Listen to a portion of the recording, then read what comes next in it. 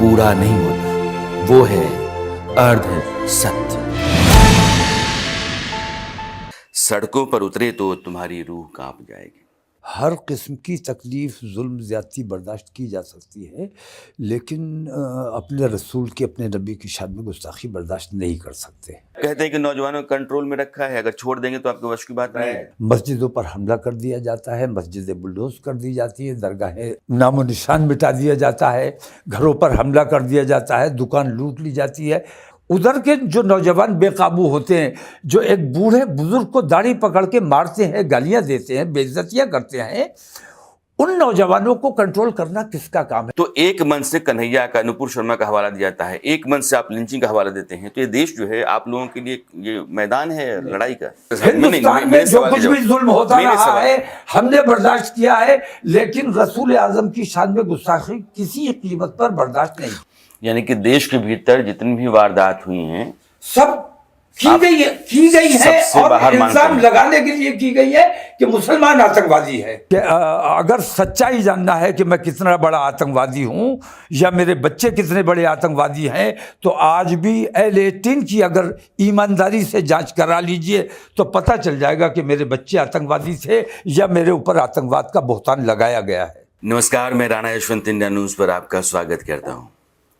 इन दिनों एक आदमी सुर्खियों में है, इसलिए है कि वो लगातार चेतावनी के अंदाज में बात करता है, ज़ुबान सख्त रहती है, अपना तेवर लिए रहती है, और इसी के चलते बार बार वो आदमी खबरों की दुनिया में रहता है।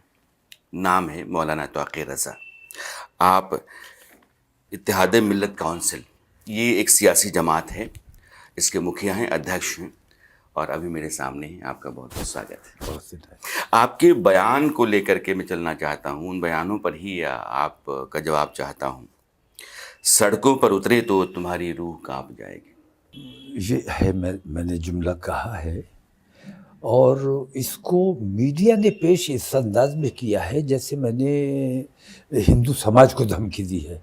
असल में हम हुकूमत से मांग कर रहे हैं और हम ये चाहते हैं कि मुसलमान सड़कों पर ना आए, लेकिन इस किस्म के वाक़यात अक्सर होते रहते हैं कि लगता है कि मुसलमानों को आ जाना चाहिए। तो हुकूमत से मैंने ये बात कही है कि अगर सड़कों पे उतरे तो आपकी रूह कांप जाएगी। लेकिन तौक़ीर साहब, ये तो कानून को हाथ में लेने वाली बात हो गई ना, कि मैं अब यह बता रहा हूँ कि मेरे मुताबिक अगर आपने काम नहीं किया, यानी कि वफ़्क़ कानूनों में जो संशोधन आप कर रहे हैं, अगर वो बदलाव आप कर गए जो हमें मंजूर नहीं है, तो हम फिर ईंट से ईंट बजा देंगे वाली बात है। नहीं, मैंने ये इस हवाले से नहीं कहा है, औकाफ के हवाले से मैंने ये बात नहीं कही है।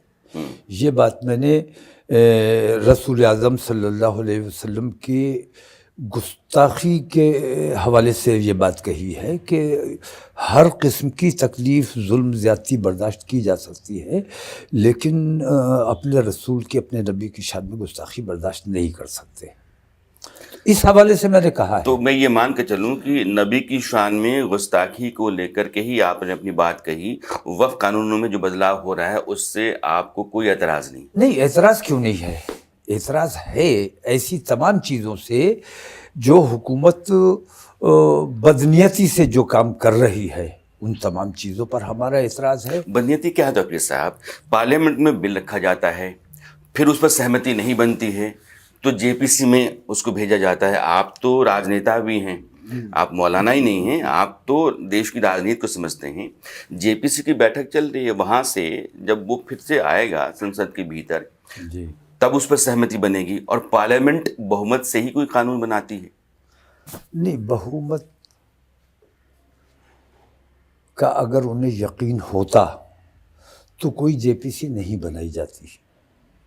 कानून जैसे ज़बरदस्ती पास कर लिए जाते हैं, उसी तरह ये भी कर लिया जाता, लेकिन इन्हें आइडिया था कि इख्तिलाफ हो सकता है, और अगर इख्तिलाफ पार्लियामेंट में होगा और वोटिंग की नौबत आई और बिल पास नहीं हो सका तो सरकार गिर सकती है।